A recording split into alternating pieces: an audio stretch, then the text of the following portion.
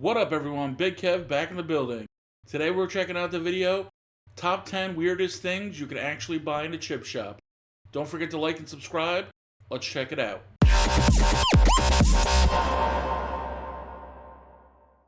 I always enjoy videos where you kind of see the differences between, how we do things where I live here in the United States and where people do things, wherever they live abroad. It's always fun to see what's considered, normal there compared to what is normal where I live. And, I'm interested in seeing what some of the things they actually are able to get in these shops and see if any of our kind of comparable places offer similar things. You want anything? You don't want anything. How could you not want anything? It's lovely. Welcome to Watch Mojo UK, and today we're looking at the most bizarre things up for sale in the UK's many chippies. Well, the only thing I've ever seen deep fried, there was a pizza. Before we begin, we publish new content every day, so be sure to subscribe to our channel and ring the bell to get notified about our latest videos. That might not be for me. Number 10. Deep fried Mars bar. We're opening with this I've never heard of this either, but that actually sounds like it could be pretty good. because, let's be honest, it's so notorious that it doesn't actually seem that weird anymore. First of all, you start with a nice refrigerated but Never heard of it before. But the combination of chocolate and batter is still enough to turn a lot of people's stomachs, though just as many swear by the deep fried Mars bar as a national I don't know if I'd like it, but I'd definitely be willing to give it a go. delicacy. then stick in the batter and in the pan. Takes a couple of minutes to cook. It of course originates from Stonehaven, Scotland, and was popular there for years until the English heard about it. The Mars bar has now spread, and you can get this dish in England and Wales too. People go outside and get their photos taken with the Mars bar sign, and they really enjoy the experience. Not only that, but there are other confectionaries you can enjoy deep fried. Chief among them, cream eggs and Snickers. And then Nigella only went in deep. Yeah, I don't think I've ever had any type of candy deep fried before. I think the only odd thing that I had deep fried was deep fried pickles once, and I wasn't a big fan of those. I prefer my pickles to not be fried, apparently. But I did give them a go. I just wasn't for me. Fried a bounty. How could she? Number 9. Spam fritters. We'll get into the more regional delicacies. I mean, I'm automatically biased against this one. I hate Spam. I hate it so much. I still have vivid memories when I was like little. My mom or like my grandfather would make it occasionally, and I would refuse to finish it. And then they'd kind of ground you, basically make you sit there till you can't leave the dinner table till you finish it, which I would just sit there for hours and not do so. It's my least favorite food, so they quickly learned that was a losing battle, and I've never had Spam again, and I will never have it again if I have my say about things. Later, but up and down the country, Spam fritters remain a popular option in the chip shop. Like many British foods, Spam fritters emerged during the Second World War. Never heard of this version of Spam before, but any new version of Spam is a bad new version, so I'm wholly against it. As a cheap, tasty alternative to fish, but many people still balk at them. So now we're going to make the Spam fritters. Undoubtedly, a deep-fried slab of Spam isn't good for you, since Spam is about as processed as it's possible for meat to be, it's and disgusting. absolutely drowning in salt. So you put the thing in, Spam, the Spam. But as a weekly treat when you get your Friday night fish supper, plenty of people will still go for a reliable Spam fritter above anything else on the menu. To people in other countries, though, this tradition is baffling. Number 8. Scraps or bits. Cake and chips, love. With scraps on. Yeah, I'll have scraps on. What's a chip shop to do with all of the excess batter that drops to the bottom of the deep fat fryer while they make their fish and... I've never... I mean, I guess, they got a point. I've never actually heard of scraps and bits before. sausages? Give them to you as an extra, of course. Many chip shops won't even charge you for the scraps, and will let you pile them onto your portion of chips to your heart's content. They'd only go to waste otherwise, after all. And you can have scraps. Is that actually any good? I don't know. It seems kind of grody. You can have scraps on your chips. They're absolutely delicious with salt and vinegar. Known up and down the country as scraps, bits, or even gribbles, they're a chip shop Gribbles? staple, particularly in Like the that north. word. Stranger than scraps existing, however, was M&S's decision in 2020 to charge its customers a whopping £1 for a tub of them, for which the supermarket was widely mocked. Number 7. Chip sauce. What you got in there? Chip spice. This is so good. What Chip spice? Okay. is this mysterious elixir available only in Hull, you might be wondering? Well, it's largely made of salt and paprika, though its actual formulation remains a trade secret. What is chip spice? We know what's in it. Not really. It's just spice from Hull. Sold as American chip spice in certain retailers, namely branches of Asda around Humberside, this concoction was inspired by a holiday to America taken by restaurateur John Science, who wanted to bring fast food from America to Britain, and is now offered in most local chippies. So together, they all come together to make an all-round taste sensation, perfect. American chip spice? I don't think it's called that anywhere over here, but yeah, I get it. Mixing like salt and paprika or vinegar, or like different things. I've seen, variations of that before. I don't know if I've ever had this particular variation, but that's not too crazy. Seasoning for your chips.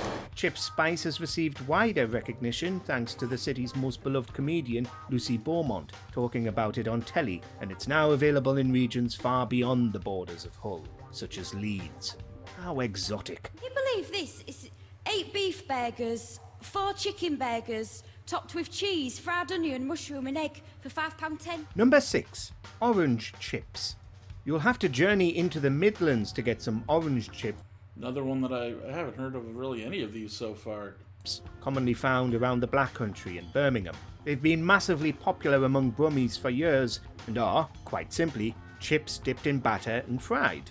There we have it, ladies and gentlemen. Beautifully crispy, proper orange chips. But what exactly makes them so orange?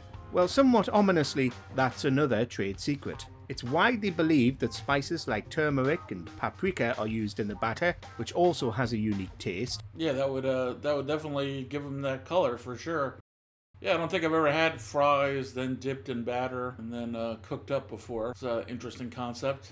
But it could also be beef dripping. Let's go in for a chip first, because that's really what we've come for, haven't we? We've come for the orange battered chips. Nobody knows, but recipes to make them at home simply add paprika and food colouring to get the trademark colour. But look how white and fluffy that is on the inside compared to the outer.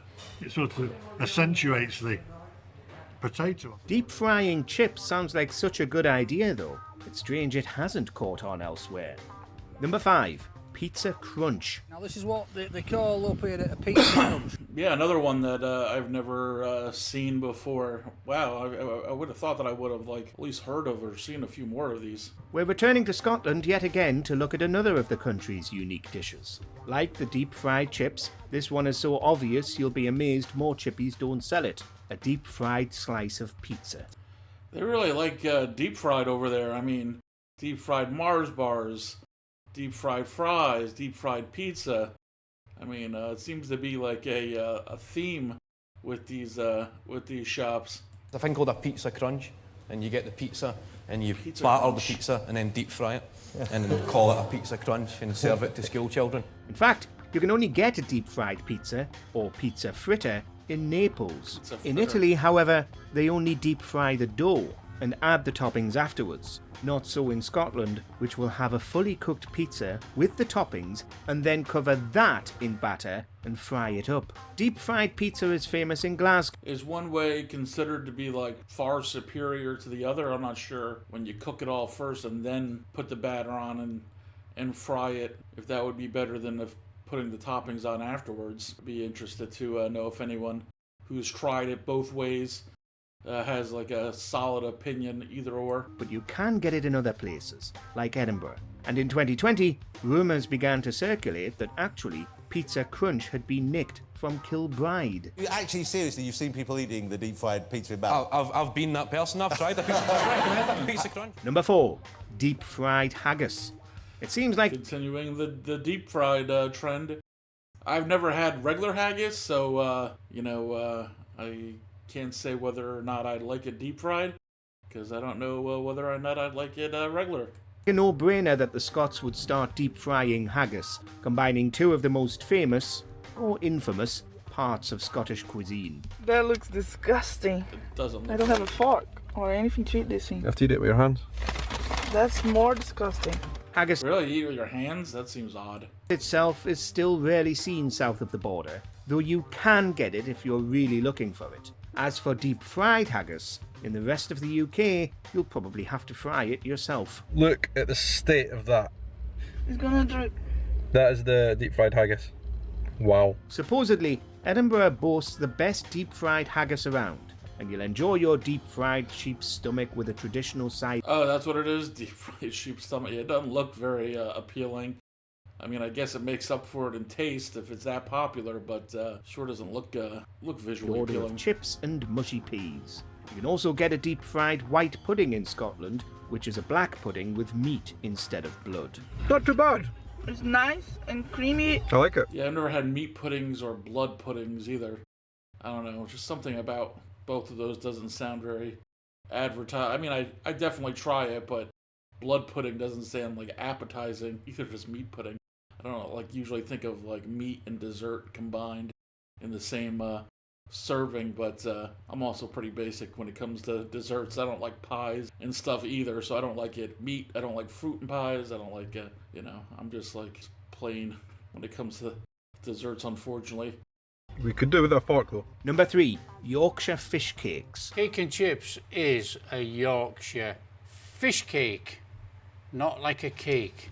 Every chip shop in the country sells fish cakes. They're cheap, reliable, and hearty. But what about Yorkshire's own variety of fish cake? Well, it's got the same principal ingredients as a normal fish cake, fish and potato, but instead of being That's interesting. I don't like many types of fish, so it probably wouldn't be for me, but I know fish and chips is a popular thing, so I could see this being popular as well. mashed together, you get 2 or maybe 3 enormous slices. And it's always made up with fish bits. This is how they get rid of the fish bits in a chip shop.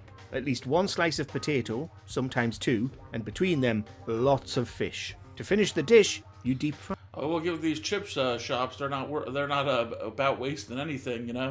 They use the scraps and bits. They get rid of the fish bits.